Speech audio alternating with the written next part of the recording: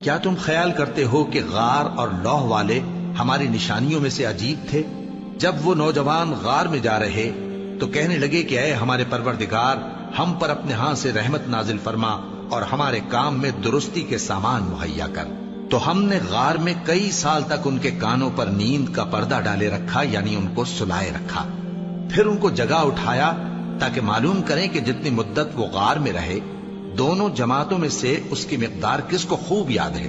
ہم ان کے حالات تم سے صحیح صحیح بیان کرتے ہیں۔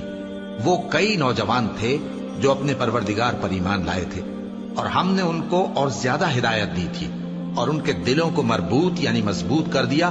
جب وہ اٹھ کھڑے ہوئے تو کہنے لگے کہ ہمارا پروردگار آسمانوں اور زمین کا مالک ہے، ہم اس کے سوا کسی کو معبود سمجھ کر نہ پکاریں گے۔ اگر ایسا کیا تو اس وقت ہم نے بے عقلی کی بات کی۔ ان ہماری قوم کے لوگوں نے اس کے سوا اور معبود بنا رکھے ہیں، بھلا یہ ان کے معبود ہونے پر کوئی کھلی دلیل کیوں نہیں لاتے؟ تو اس سے زیادہ کون ظالم ہے جو اللہ پر جھوٹ باندھے؟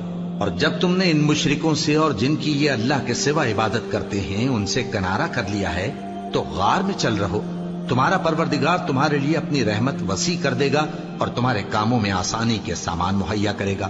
اور جب سورج نکلے تو تم دیکھو کہ دھوپ ان کے غار سے داہنی طرف سمٹ جائے، اور جب غروب ہو تو ان سے بائیں طرف کترا جائے، اور وہ اس غار کے کشادہ حصے میں تھے۔ یہ اللہ کی نشانیوں میں سے ہیں، جس کو اللہ ہدایت دے وہ ہدایت یاب ہے، اور جس کو گمراہ رہنے دے تو تم اس کے لیے کوئی دوست راہ بتانے والا نہ پاؤ گے۔ اور تم ان کے متعلق خیال کرو کہ وہ جاگ رہے ہیں حالانکہ وہ سوتے ہیں، اور ہم ان کو دائیں اور بائیں کروٹ بدلاتے تھے، اور ان کا کتا چوکھٹ پر دونوں ہاتھ پھیلائے ہوئے تھا۔ اگر تم ان کو جھانک کر دیکھتے تو پیٹ پھیر کر بھاگ جاتے اور ان سے دہشت میں آ جاتے۔ اور اسی طرح ہم نے ان کو اٹھایا تاکہ آپس میں ایک دوسرے سے دریافت کریں۔ ایک کہنے والے نے کہا کہ تم یہاں کتنی مدت رہے؟ انہوں نے کہا کہ 1 دن یا اس سے بھی کم۔ انہوں نے کہا کہ جتنی مدت تم رہے ہو تمہارا پروردگار ہی اس کو خوب جانتا ہے۔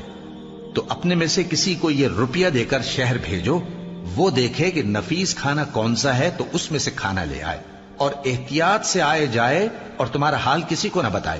اگر وہ تم پر دسترس پا لیں گے تو تمہیں سنسار کر دیں گے یا پھر اپنے مذہب میں داخل کر لیں گے، اور اس وقت تم کبھی فلاح نہیں پاؤ گے۔ اور اسی طرح ہم نے لوگوں کو ان کے حال سے خبردار کر دیا تاکہ وہ جانیں کہ اللہ کا وعدہ سچا ہے، اور یہ کہ قیامت جس کا وعدہ کیا جاتا ہے اس میں کچھ شک نہیں۔ اس وقت لوگ ان کے بارے میں باہم جھگڑنے لگے اور کہنے لگے کہ ان کے غار پر عمارت بنا دو۔